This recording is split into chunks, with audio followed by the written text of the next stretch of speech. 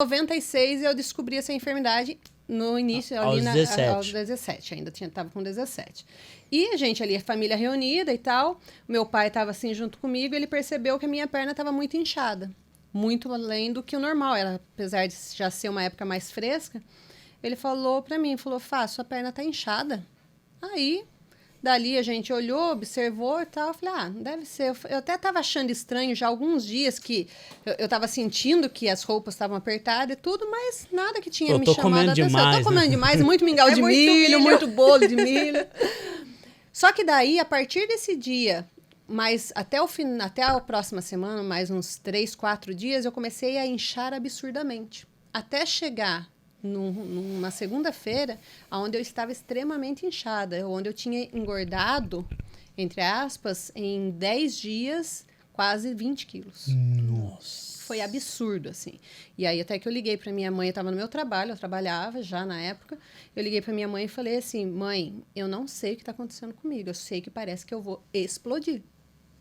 A minha mãe ficou muito assustada e Capão Bonito, interior de São Paulo, não tem muitos especialistas, né?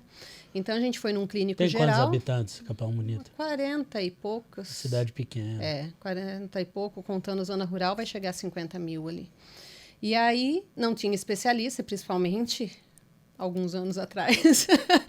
E aí fomos no médico lá, clínico geral, ele pediu uns exames de urgência, eu fiz. Nesse exame, a hora que ele olhou o resultado, ele falou assim, leva ela para um especialista de rim urgentemente. E fomos. Aí minha mãe já marcou e já fomos.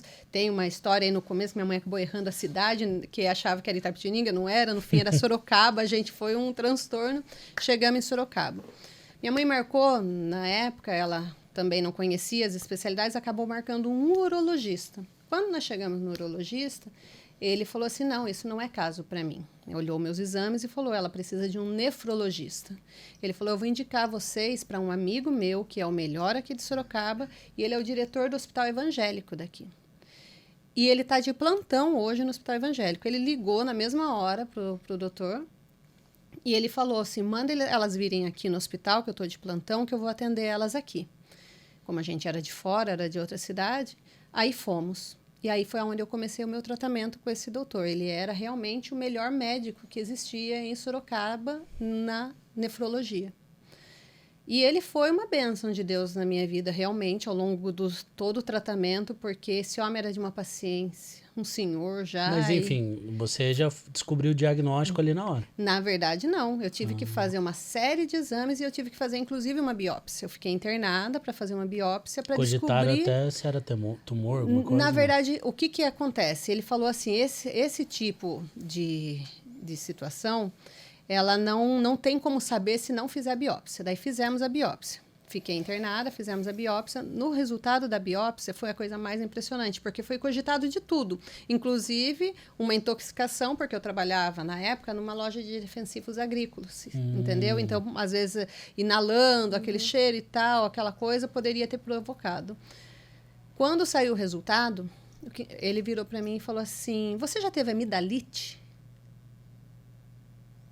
Eu parei, minha mãe olhou para a cara dele e falou assim, sim, ela teve, há 4 anos atrás.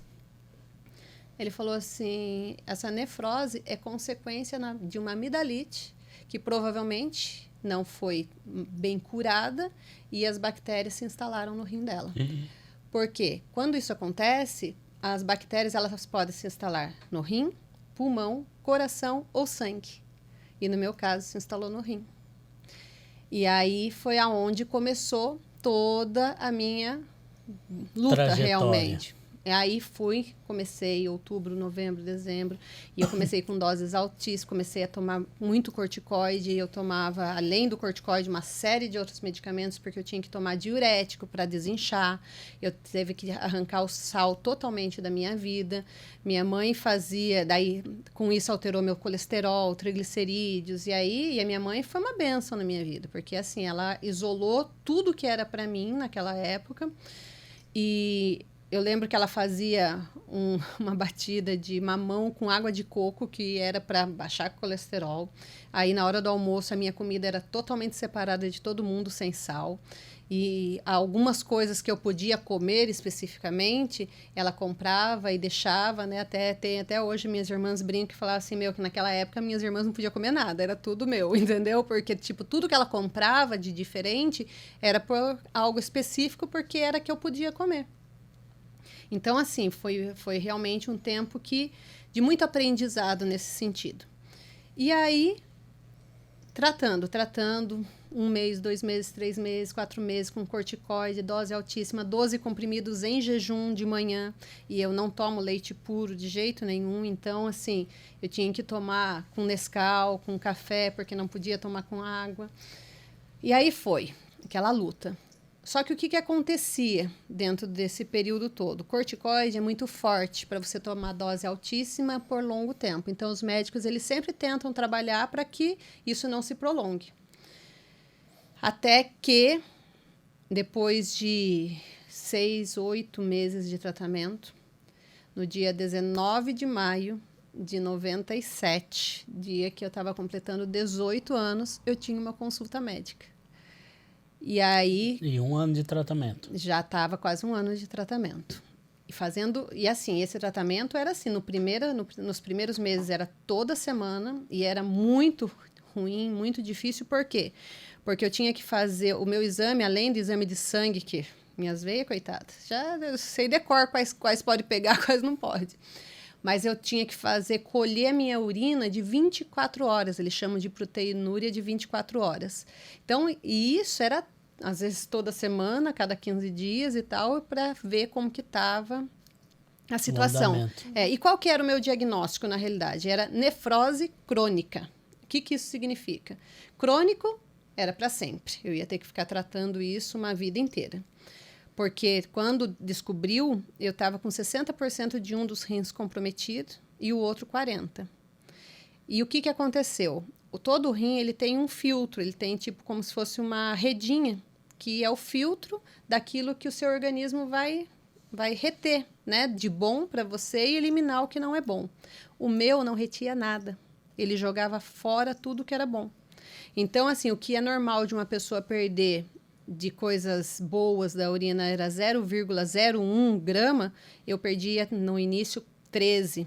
Aí, 13 gramas no total. Daí foi baixando 7, 6, 5, 4. E o mínimo que eu cheguei nos meus melhores dias foi a 4,5, mais ou menos, quando eu estava na melhor fase de tratamento. Nossa, perdeu tudo ainda. Eu ia perdendo tudo. Então, assim, e além de tudo, né, daí eu inchava, era o transtorno mesmo, assim, absurdo. Então, se eu perdesse o rim, se isso continuasse, eu ia perder meu rim e eu ia para uma máquina de hemodiálise. Antes desse inchaço, você não chegou a sentir nada? Porque ele falou que foi consequência da amidalite de 4 anos anteriores. Nada. Nenhum sinal, nenhum sintoma? Nada, foi algo silencioso que apareceu... Do nada. Eu não tinha nada até eu começar a inchar. Eu não sentia nada de anormal no meu corpo. Mas a bactéria já estava, porque se era da amidalite. Para você ver a seriedade que é o negócio se desenvolvendo 4 anos dentro do seu organismo, entendeu?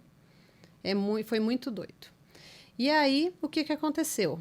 Eu comecei a fazer esse tratamento, né? E aí eu ia mês a mês, e chegou dia 19 de maio de 97, 18 anos, dia que eu estava completando 18 anos.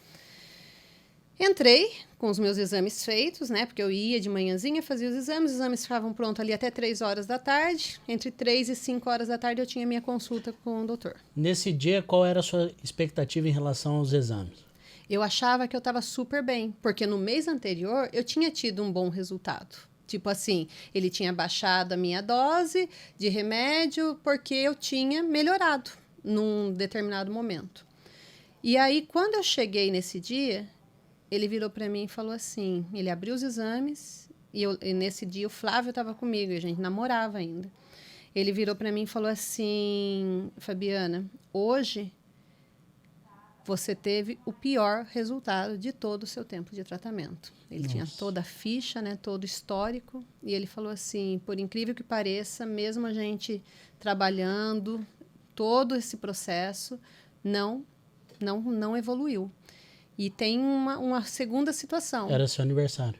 Era meu aniversário. Presentaço. Super. 18 anos ainda. Maioridade chegando. Maioridade, ó. Super bombando. E aí, o que aconteceu? Ele falou assim, só que tem um detalhe ainda aqui para piorar, né, nessa situação. Nós já estamos há muito tempo na dose máxima do corticoide, então eu não posso manter esse corticoide. Eu não posso mais continuar o seu tratamento com corticoide. E nós vamos ter que trocar. Só que esse medicamento que nós vamos ter que trocar, ele só tem um laboratório que vem do Canadá para São Paulo. Então, por aí você já imagina que não deva ser dos mais baratos. Ele falou assim, a segunda coisa é que de cada 8 mulheres que tomam esse medicamento, de cada 10 mulheres que tomam esse medicamento, 8 ficam estéreis.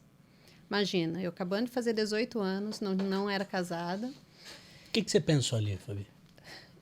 Eu comecei a minha mente começou a divagar naquele momento e eu parecia que eu ouvia ele muito de longe. Por quê? Porque eu comecei a ouvir só más notícias. Todas as péssimas notícias que eu poderia ouvir, eu ouvi naquele momento. Ele falou isso, ele falou, você não pode mais continuar, o medicamento vem do Canadá, de cada 10, 8 ficam estéreis. E, além disso tudo, você vai ter que tomar uma série de outros medicamentos. Por quê? Porque esse medicamento baixa a tua imunidade e você tem que tomar os outros para que você não fique com a imunidade muito baixa e pegue outras doenças em decorrência da baixa imunidade. Aí eu olhei para a cara dele e falei assim, tá, então eu tomo um medicamento para sarar o rim e morro de outra coisa. Você deve ter tido a mesma sensação que muitos aidéticos tiveram, né? De se imaginar com uma doença onde você precisa tomar um coquetel. E no seu caso, um pouco pior ainda, porque hoje o coquetel já resolve a vida da pessoa que tem, prolonga, né? Mas no seu caso, não. O medicamento vinha de fora, né? Interferia Sim. também na gestação.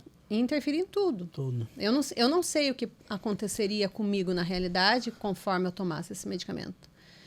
E aí, nesse momento, foi onde eu comecei a ter a minha experiência real com Deus. A minha experiência, entendeu? Até antes você era convencida. Eu era convencida. Eu ia, eu ouvia, eu acreditava no que eu ouvia, mas eu nunca tinha vivido algo. Você chegou a pensar que isso podia ser um castigo de Deus na sua vida? Por muitas vezes, sim. Muitas vezes. Durante esse período. Justamente por quê? Porque eu tinha esse sofisma, né? De que as coisas ruins aconteciam na vida da gente por castigo. Você se aproximou de Deus nesse período ou se afastou dele? Ou ficou ali? Eu acho que eu fiquei inerte. Meio em cima do muro. Eu orava. Inclusive, mas aí esse foi no período após essa situação, foi nesse um mês que eu vou contar agora. Mas, assim, eu via que a minha família talvez acreditasse muito mais, né, na minha cura do que eu mesma até então. Você chegou a ficar meio depressiva? Não cheguei. Eu acho que, assim, uma coisa que Deus, sempre eu tive dentro de mim, eu nunca tive a tendência à depressão. Sabe? Nunca tive. Então, ficar assim, se perguntando por quê. E eu era muito nova. Se você pensar que há alguns anos atrás, 97, 98, você tá com 18 anos numa cidade interior, você não conhece muito dessas questões, né? Sim. De depressão, não tinha. A gente não tinha conhecimento disso. Era uma época onde isso era frescura ainda, então... Sim. Eu era uma Jacu do Mato, de verdade, assim. E não pela cidade em si, mas por mim, porque eu tinha pouco conhecimento, tinha pouco... família, Exato, interiorzão. Interior total. Então, tanto que assim, depois a gente começa a avaliar toda a vida no geral, você fala, ai, gente, quanta coisa, né? A gente aprende, né? E vai amadurecendo ao longo dos anos. Mas aí o que aconteceu? Continuando nesse dia, nesse momento que ele começou a me dar as más notícias, e não foi uma nem duas, né? Foram várias, eu orei. Foi a primeira vez que eu, de fato, orei a Deus relacionada à minha doença de uma forma que, tipo assim, transformou todo o resto. No consultório, enquanto o médico falava, sabe aquele filme assim que a pessoa está falando e você só está vendo a boca dela mexer, mas a sua cabeça já está em... Essa era a cena para mim. Eu vi ele falando, mas eu não ouvi o que ele estava falando, porque naquele momento eu me conectei com Deus. E eu falei para Deus assim, Deus, eu cresci ouvindo que o Senhor cura. Até hoje, eu não precisei disso. E se o Senhor não me curar, eu vou continuar crendo. E eu falei, Deus. Observe bem, porque eu falei, Deus. Eu falei, se o Senhor não me curar, eu vou continuar crendo. Mas eu preciso que o Senhor faça agora na minha vida. Porque eu não vou tomar esse remédio. Ali naquele momento você decidiu. Em poucos minutos, coisas ali de 15, 20 minutos entre a fala dele e essa minha oração, eu decidi que eu não ia tomar aquele remédio. Eu não podia tomar aquele remédio.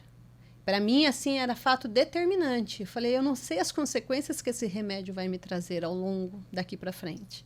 Eu pensava em tudo. Eu pensava no preço do remédio, porque o meu tratamento estava sendo particular, porque meus pais, eles fizeram o maior sacrifício do mundo para poder pagar no particular, para não me deixar no SUS. Aí imagina ele ter que arcar com um medicamento que eu não tinha noção de qual ia ser o preço e por quanto tempo eu ia ter que tomar. Então tudo isso vinha na minha cabeça. Fabi, naquele momento, de certa forma você tinha certeza que Deus ia te curar ou foi uma oração despretensiosa? Você fez uma oração com muita fé? Como foi? Foi uma oração de entrega. Sabe aquela coisa assim? Eu não tenho para onde correr. Eu não tenho saída. Eu cresci ouvindo que Ele cura. E aí a minha oração concluiu com Ele assim, Deus, eu sei que o Senhor cura, eu cresci ouvindo que o Senhor cura. E se o Senhor não me curar, ok, eu vou continuar crendo que o Senhor cura. Porém, eu agora preciso disso na minha vida, porque eu não vou tomar esse remédio. Essa foi a minha oração. Só que eu não sabia o que fazer. Tipo, eu fiz a oração, mas e aí? Aí eu virei pro doutor e só falei assim para ele, eu virei para ele, doutor, qual opção eu tenho se eu não tomar esse remédio? Ele falou assim, não muitas. A única opção que você tem é diminuir a dose do que você já está tomando, que é o corticoide. Eu não posso mais voltar ele para a dose máxima, que é quando você fica melhor. E todas as vezes que nós diminuímos a dose, você sabe que você piorou. Esse é o histórico. Então, quando eu diminuía a dose, eu piorava. Quando eu estava em dose máxima, eu melhorava. Só que eu não podia mais ficar na dose máxima. E então, o que você sentia na sua piora? Fisicamente, inchaço. Ele me inchava, mas não acontecia mais nada. Porque eu não tinha dor. Eu nunca tive uma dor. Eu posso falar para você que eu tive... e todo um tempo de doença que eu nunca senti uma dor. As dores eram apenas os incômodos do inchaço, que eu inchava demais, demais mesmo. Então, eu vivia à base de diurético, então eu tinha muita cãibra, porque o diurético elimina todo o potássio do corpo e tal. Então, assim, então esses eram os incômodos. E o fato de eu ser muito restrita em tudo quanto é alimentação. Porém, no mais, a única coisa que eu percebia era o inchaço, porque se eu piorava, eu começava a inchar novamente, entendeu? Uhum. Então, aí o que acontece? Ele virou para mim e falou assim, então as suas opções, não existem muitas opções. Hoje, a única opção mesmo, que não é a viável, é continuar diminuindo o corticoide. E continuar com aqueles outros medicamentos auxiliares, porque eram auxiliares no sentido de assim, ele é o diurético, ele é aquele que evita dar pro estômago, né, para não ficar com dor de estômago, essas coisas. Então tinha vários. Mas aí eu virei para ele e falei assim, então tá. Então eu vou diminuir a dose do corticoide. Aí ele parou, olhou para mim assustado assim, ele falou, tem certeza? Eu falei, tenho.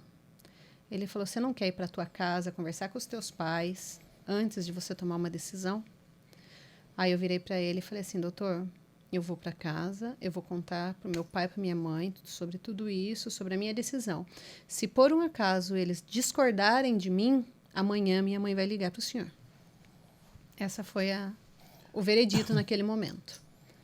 Aí ele fez a receita com a dose diminuindo, conforme a proporção que podia naquele momento. Ele falou, e você vai voltar daqui 1 mês. Dia 19 de junho, você tem que voltar aqui e fazer todos os seus exames.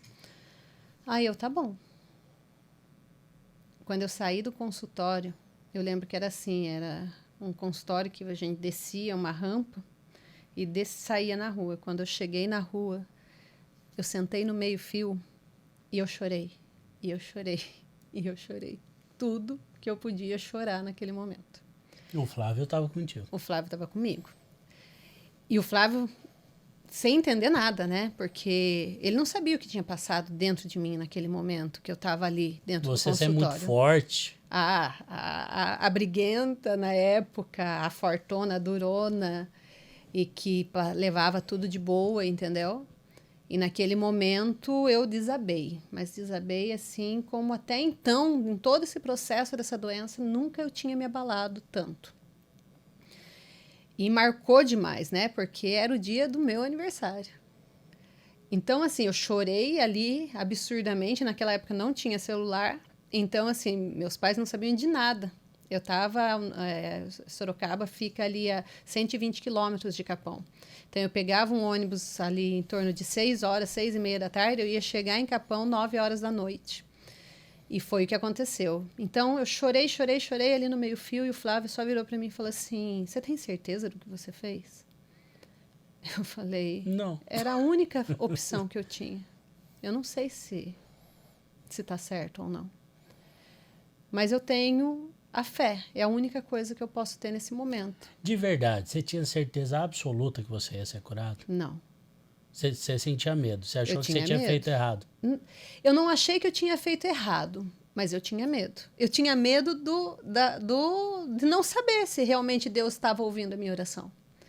Porque até então, eu não entendia que Deus ouvia de fato as minhas orações. Você sabe que tem muita gente que acredita que a dúvida ela é contrária à fé. Uhum.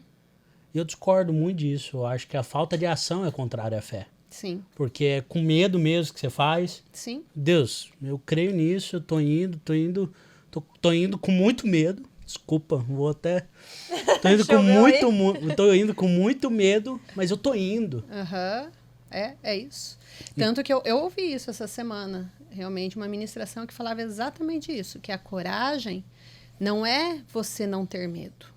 A coragem é mesmo você tendo medo, você ir e fazer. Vai e faz com medo mesmo. E era o que acontecia, e foi o que aconteceu comigo. Eu não tinha certeza se eu ia ser curada. Eu nunca tinha necessitado de algo que dependesse de uma total confiança. Eu estava colocando a minha vida, o meu futuro, tudo na mão de Deus. E outra, um detalhe, eu tinha feito uma oração de consultório, eu não tinha ajoelhado, eu não tinha fechado meu olho para orar. Você falou na mente. Só falei na mente, eu não falei em voz audível. Ou seja, os religiosos piram. Os religiosos piram. Tô de brinks. Exatamente. Religiosos. Fiquem tranquilos. Exatamente. Mas você entende? Quantas coisas passaram pela minha cabeça? Eu não tinha feito uma oração... A probabilidade racional era de não dar certo. De não dar certo. A doida que fez uma oração de consultório e que esperou 1 mês para ter o retorno. Mas daí tem um detalhe, eu fui para casa. Aí fui viagem de 2 horas e eu falei pro Flávio, eu não tenho certeza. Mas era o que eu podia me apegar, porque tomar esse remédio eu não podia tomar. Por várias razões. E daí eu expliquei para ele o que tinha passado dentro de mim naquele momento. Falei, imagina, meu pai e minha mãe tendo que bancar um remédio que eu nem sei o preço. Eu nem quis saber o preço. Mas eu só sabia que não era barato. Entendeu? Falou em Canadá, já não é em real. Não, não. É independente também do valor, sei lá, se não fosse caro, mas seria um remédio que era a cura de uma coisa, mas ia provocar muitas outras. Exato, e daí eu fui, exatamente aí que eu fui decorrendo com ele. Falei assim, aí é o valor, é quanto tempo, que eu não sei qual vai ser, é as consequências de repente eu ficar estéril e nunca poder ter filho, e aí eu vou ficar com imunidade baixa. Imagina imunidade baixa em plena pandemia. Nossa. Não, melhor não, né? Então, tudo isso. Aí cheguei em casa, 19 de maio de 1997. 18 anos. Chego lá, meu pai, minha mãe, minhas irmãs. De maior já. De maior. Com bolo para cantar parabéns. Uma pergunta aqui. A sua decisão de não tomar o remédio também foi porque você já era de maior e falou, eu tenho que assumir? Eu acho que isso nem passou pela minha cabeça. Sabe assim, naquele momento, acho que a única coisa que passava na minha cabeça em relação ao meu aniversário era, poxa, Deus. Que presente. Hoje é meu aniversário. Mas foi um presentaço, fala a verdade. Vai lá, Depois hoje você entende, sabe. né? Hoje você entende. Mas foi muito tenso na hora. E aí cheguei em casa. A hora que eu cheguei em casa, nossa, todo mundo, parabéns pra você. Porque eu tinha saído cedinho, ninguém tinha me visto, né? E você abriu o bocão. Foi isso. Eu só cheguei chorando. Eu já cheguei desabando. Porque quando você tá numa situação dessa e você se depara com as pessoas que você ama e aonde você pode se expor, aí você desaba. Aí não tem jeito, né? E aí eu desabei chorar mesmo, comecei a chorar e tal. Aí meu pai e minha mãe pararam, perguntaram o que tinha acontecido, o que foi. Aí eu contei para eles. E eu virei para eles e falei assim, o que ficou certo com o Dr. Jaelson é que se vocês não concordarem com a minha decisão, amanhã vocês podem ligar para ele e alterar. Aí meu pai virou para mim e fez a pergunta-chave. Você crê que você pode ser curado? Eu virei para ele e falei assim, eu creio. Ele falou, então a gente crê também. E aí, aí foi o mês da minha vida. Porque a partir dali foi um mês de oração, um mês de jejum, um mês de realmente de buscar Deus como nunca tinha buscado antes. Eu ia para vigília, eu era na época na igreja jovem, né? Todos os jovens se reuniam muito, então todo mundo sabia realmente qual era a minha situação, então todo mundo orava comigo. Tinha um pastor muito amado nosso da época, que participou até do nosso casamento depois, o pastor Richard. Ele, a esposa, sempre com a gente, clamaram. E passou um mês, chegou dia 19 de junho. Lá vai eu de novo. Daí, nesse dia, minha mãe que foi comigo. Vanessa, você já assistiu aquele filme Milagre da Fé? Aquele que a menininha cai na árvore, no oco. Não, Milagre da Fé Milagres do Paraíso. Do Paraíso, que a menininha... A menininha, ela cai ela tinha uma doença no estômago, assim. Ficava inchadona. Ela não digeria o alimento. Aí ela caiu, bateu a cabeça, ela caiu no tronco, bateu a cabeça, o médico foi resgatar, ela teve uma experiência com Jesus, e aí ela bateu a cabeça exatamente num lugar específico que reprogramou todo o estômago dela, isso cientificamente falando, né? Você sabe que você tá dando spoiler do filme, né?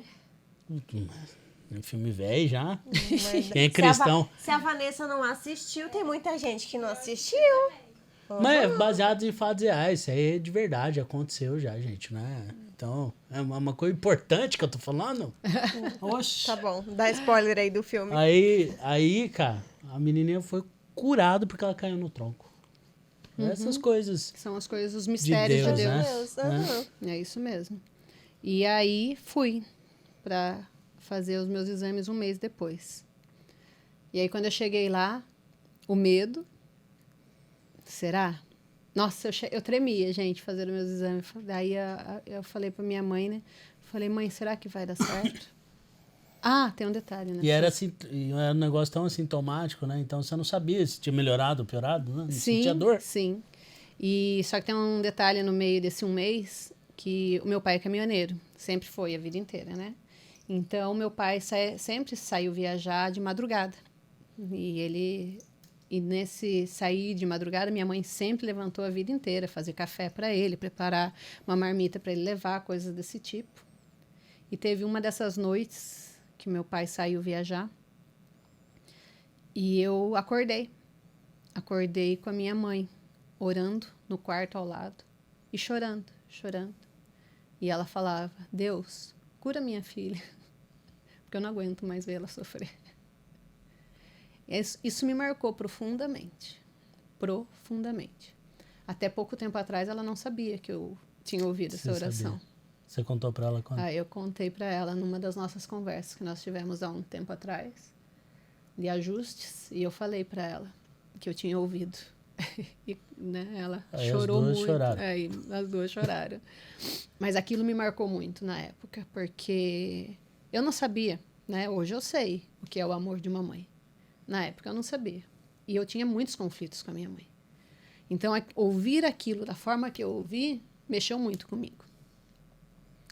E aí eu fui com ela para pegar os resultados e ir para o médico. Quando chegamos na frente do médico com os resultados, eu lembro claramente da cena. Ele abrindo o envelope.